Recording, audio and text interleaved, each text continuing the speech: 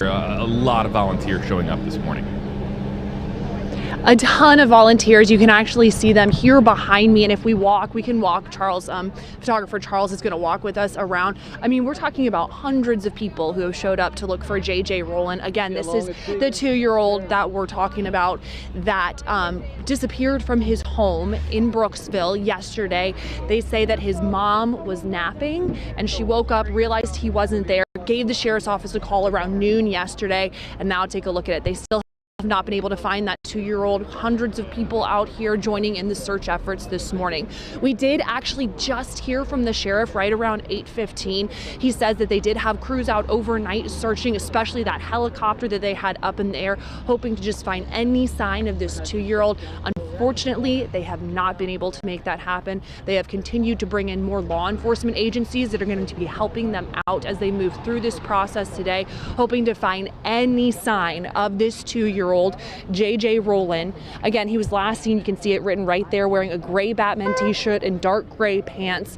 And that's what all these families are out here searching today. They want to help. A huge turnout from this community. In fact, we were actually talking to some of the people who are in line here, and they are openly emotional, and they say this is a show of what this community can do when it comes together. They say they want to find this little boy today. Let's just walk back up here a little bit so I can walk you through the process. What they don't want is any volunteers coming out here and going to the actual area near Cheever Road where they are doing that search with the canines, with the dive teams, those resources. They want to leave those resources and law enforcement efforts on their own out there.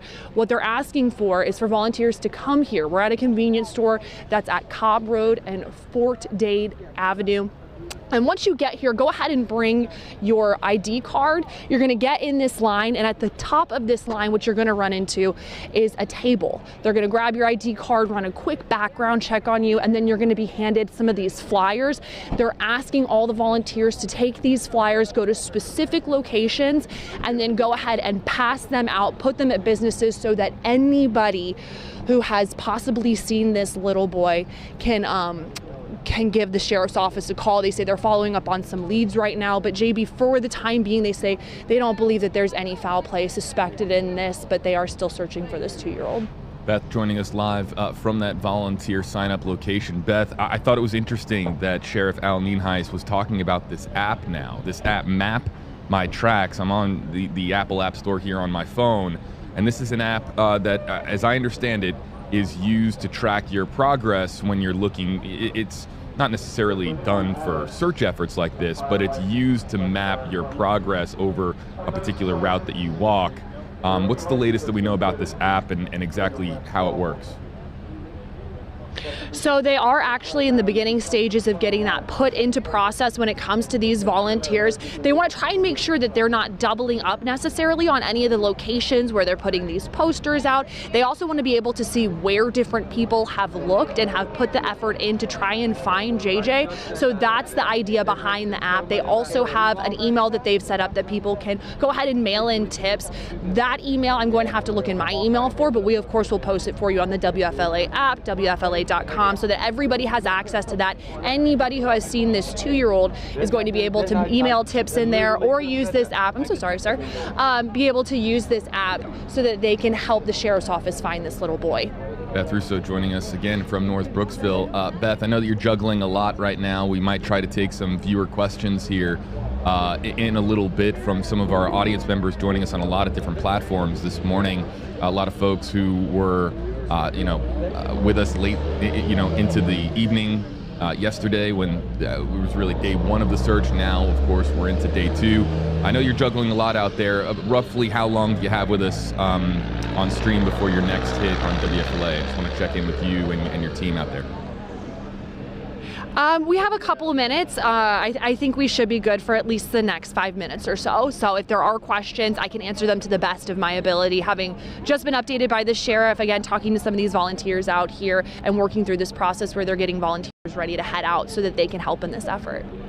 Beth is going to spend a few minutes with us, folks. You can use hashtag HeyBeth, as you see in the yellow stripe under her name on the right side of your screen. You can also use hashtag HeyJB. We're trying to get as much good, reliable information out there and try to provide people with what's going on in real time as the search for JJ is taking place quite literally in front of our very eyes. As we wait for some of those questions and comments, Beth, to come in. Why don't you explain what it's been like so far this morning? I mean, really, a lot of the volunteers showing up over the last 20, 30 minutes or so as we've been monitoring your shop, but also at the same time, what are the weather conditions out there?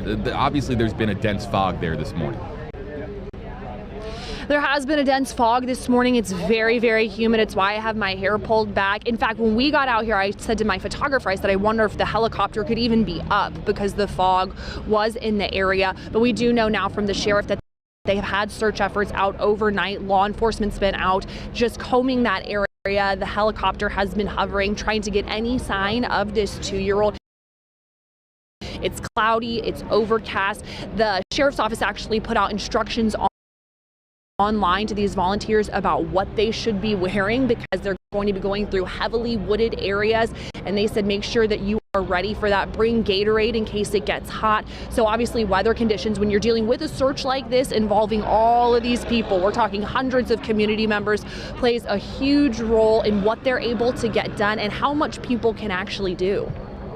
Beth, can you explain for our audience as well, folks who are just now learning about this story, the circumstances, what we know about the actual disappearance of J.J., what happened on Thursday morning?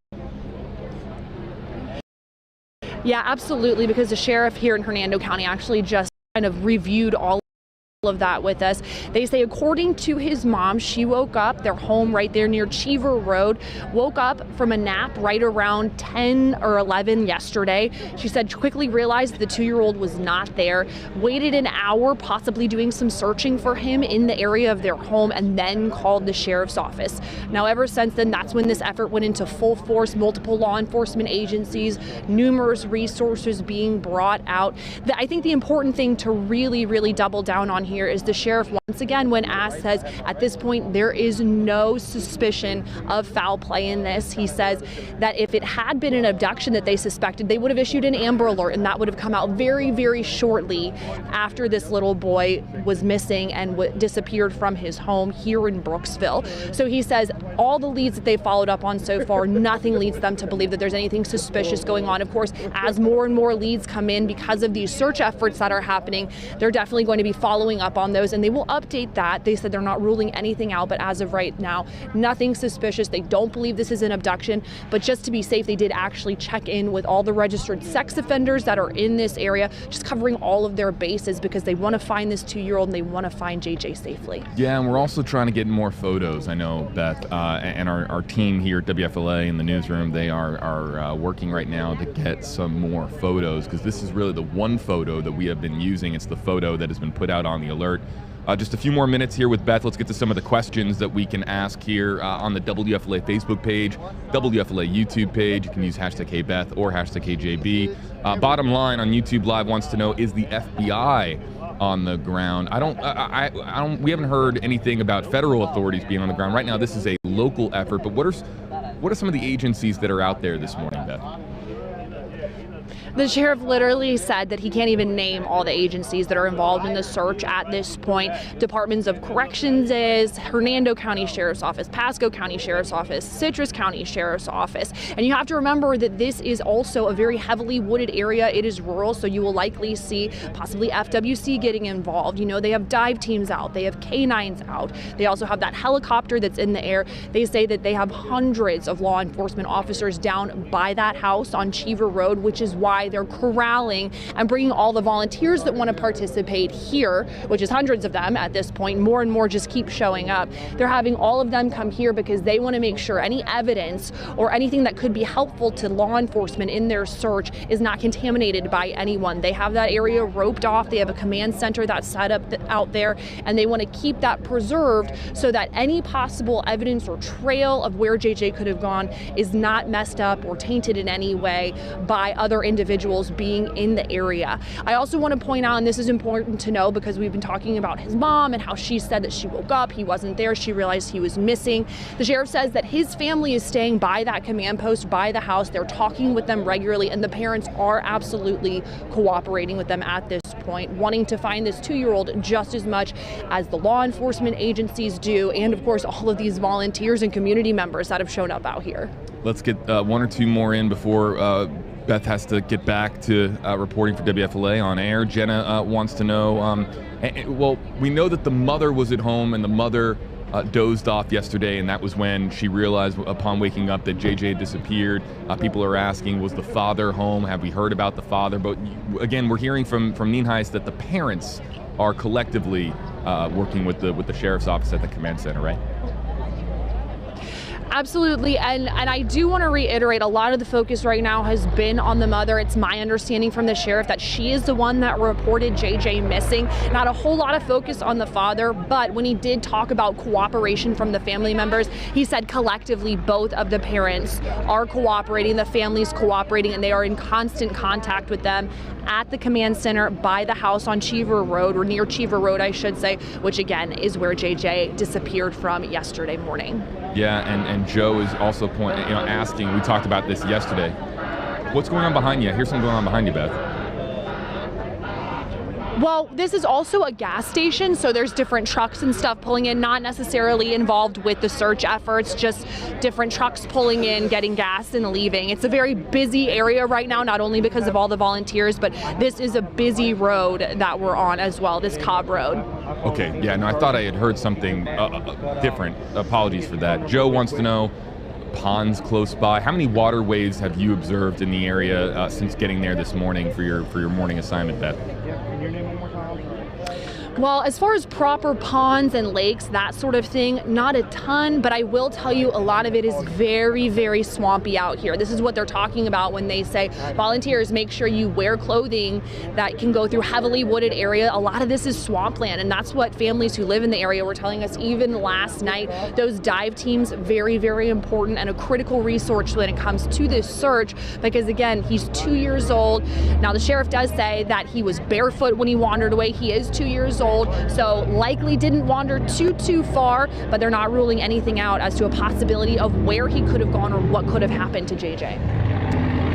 Beth, we'll let you get back to it, but just want to let you know while I've got you on stream here, we are going to be monitoring your shot. We don't have Eagle for our audience just joining us looking for our helicopter footage. Eagle is grounded until that fog lifts to the point where we can actually see something from the air. So Beth, you're our only shot. We're going to be monitoring your shot as much as possible. If you have to go down to swap batteries, of course, we're going to monitor everything that you're doing out there. Thank you for what you're doing. We'll be following along, and good luck out there. Right. So go all the way to the red light and then take a left. All right, Beth Rousseau, everybody joining here live. Let's again show you what's going on. The line is growing. This is the volunteers, everyday folks, whether they know the family or don't know the family.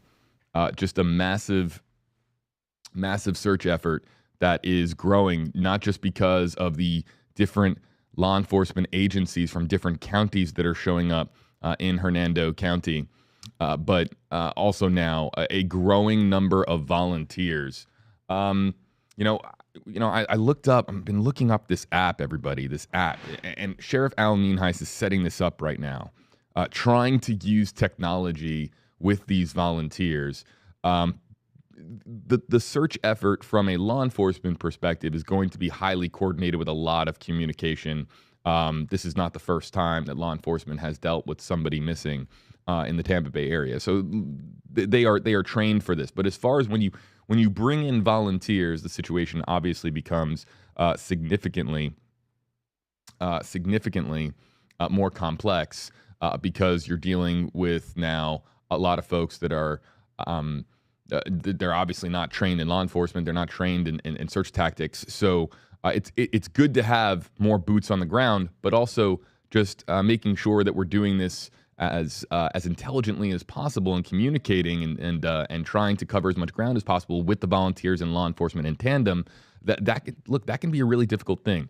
So Nienhuis has introduced this app. Now, what I find interesting is that if you go, I'm on the Apple App Store here, and I'm looking, and he said the app is called Map My Tracks, and there's two apps called Map My Tracks, which is really maddening, to tell you the truth. And they both have an icon that is exactly the same. If you guys look on your iPhones, go to the App Store and you punch in Map My Tracks, you will see the top two search results are almost identical. And maybe they are the same app. but they look. Are they the same app? Well, this is the general idea of what it looks like. I'm going to show this on camera. It's an idea where you can track where you run or walk, and then you can email your progress to the Hernando County Sheriff's Office. We'll post details to WFLA.com on how that works. And likely the volunteers that are coming here are receiving instruction on just how that works. That way that we're covering as much ground as possible. But also at the same time, a 2-year-old can only make it so far in the Florida heat. We're experiencing a bit of a heat wave here in Florida. It has been hot. And even if you just take weather out of the equation for a moment, a 2-year-old can only go so far before they realize that, likely on foot without food or water, just wandering around. Again, the child is believed to have just left and is wandered off the property. And it is. I would imagine, from a law enforcement perspective, it is far more likely, and they have put this out in their advisories, it is far more likely that J.J. is hiding somewhere or was hiding somewhere rather than actually continuously just walking around, wandering around North Brooksville on foot. I'd like to address some of the comments that have come in on Facebook Live and on YouTube Live. Sheriff Al Nienhuis, in the press conference that was at 8:15 this morning, and for those of you on the live stream, you can scroll back to hear it from him. He said that no foul play is believed to be involved in J.J.'s disappearance. That doesn't necessarily mean that they're not investigating the likelihood or the chance of there being foul play as an element here. But J.J. is believed to have wandered off, and I understand that on social media, it's human nature on social media to just immediately assign blame. And everyone, it's easy when you're typing into a keyboard. Everyone's, trying to point a finger and say, oh, this is responsible, or this person is responsible, or this happened because this happened. And while I understand that's social media, there's nothing that I can say that will ever control that. I'm going to continue to report what the sheriff's office is telling us and what we have from, of course, the reporters on the ground covering this story, and that J.J. is believed to have wandered off and that there is no suspicion of foul play at this time. The mother was at home, dozed off, fell asleep, as she said, and woke up, at which time J.J. was missing. J.J. was seen around 10:40 a.m., according to a reliable witness. J.J. was seen on the property outside the house, playing around with the family's dogs around 10:40, and by 11 a.m., that was when, roughly around that time, that was when the mother is said to have woken up, realized that J.J. was missing, looked for about an hour before contacting law enforcement. So I understand social media. I get how it works. This is the job that I do. I understand that that's the narrative that tends to form online. Everyone wants to blame somebody. But right now, the sole focus is on finding J.J., okay? And so let's all keep that in perspective. As far as the look, there's a lot of questions that are going to emerge from this afterwards. One of the big questions is why it took so long for an alert to go out yesterday. We need some more clarity there. J.J. was reported missing to law enforcement at noon, and a cell phone, a geotag cell phone alert didn't go out until roughly 5:45 yesterday, 5.5 hours after law enforcement was responding to the scene. So there's a lot of questions that are going to come out of this, but that's all secondary right now to where J.J. is and finding him, hopefully safe and sound, as we are now in day 2. If you're just joining us, might probably know that WFLA, we have Eagle 8HD, our helicopter that we frequently use on our live stream to show you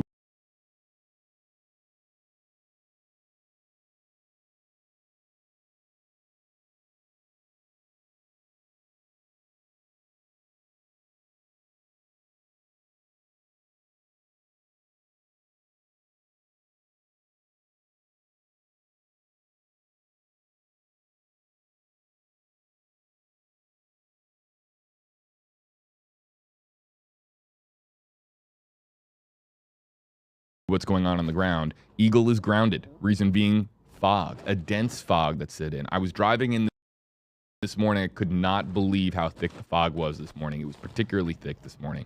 I was here in Tampa, driving through Tampa, and you could barely see the car ahead of the car in front of you.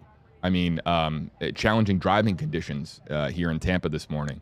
So the dense fog is beginning to lift and break apart, and as it does, we can get Eagle in the air. I have been told that we hope to have Eagle in the air within the hour, and that way that we can use Eagle to participate in the search, document what's happening, and show you what's exactly happening on the ground in real time. Jeff with an interesting question. Do we know the approximate weight of the child? I think that might have been put out in the alert. And let's see if we have the weight for JJ. It's a very specific question. And yeah, his weight is roughly, he's about 2 feet tall. And 2 feet tall, 35 pounds. He's a 2-year-old. He's a toddler. Let's show you that picture again. And we're trying to get more pictures from the family. But obviously, this is such a frantic situation that it's and very chaotic. It's difficult. His official description from FDLE: Joshua J.J. Rowland, missing as of February 23rd, 2023. Age 2, male, blonde hair, white, with hazel eyes, 2 feet tall, height approximately 35 pounds. Brooksville, Florida, County Hernando.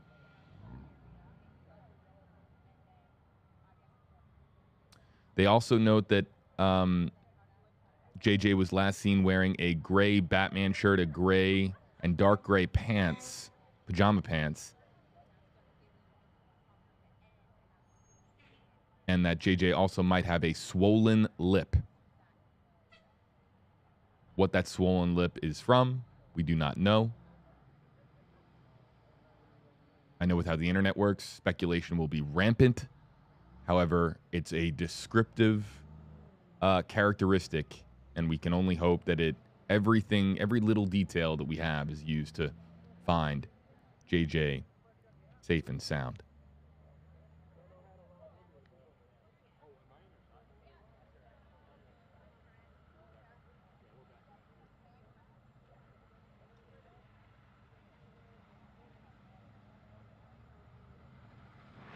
Back here with you live in the WFLA Now Stream Center. Let's continue to take some questions and comments. We hope to get Eagle in the air as soon as Mother Nature cooperates with this dense fog that has settled in.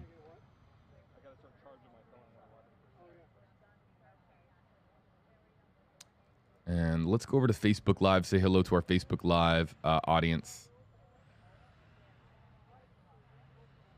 And looking for comments with the hashtag because it kind of is brighter on my screen and I can see it a lot more easy. Yeah, Lisa, we've been trying to get this question answered. So JJ is spotted outside of the house on the property playing with the dogs as of 10:40-ish a.m. On Thursday. And people are asking, are the dogs missing? And we have not heard as much. If the dogs were missing too, that would be very much a part of the alert that was put out, because then you would have the boy possibly being accompanied by family dogs. So while we haven't asked that question specifically, we have had limited opportunities to ask questions. We're trying to do our very best. And look, we can ask questions all day if we had law enforcement just on speed dial, and we do. But it's right now, it's all hands on deck